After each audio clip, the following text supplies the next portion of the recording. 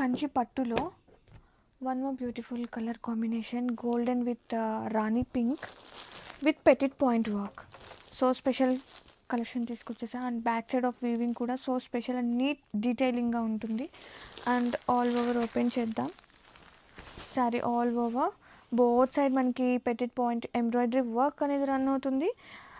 And పళ్ళు కాంట్రాస్టింగ్గా పళ్ళు. ఈ సారీ మనం కాన్సెప్ట్ కాంట్రాస్టింగ్ తీసుకొచ్చేసాము విత్ డార్క్ బోర్డర్స్ అనమాట.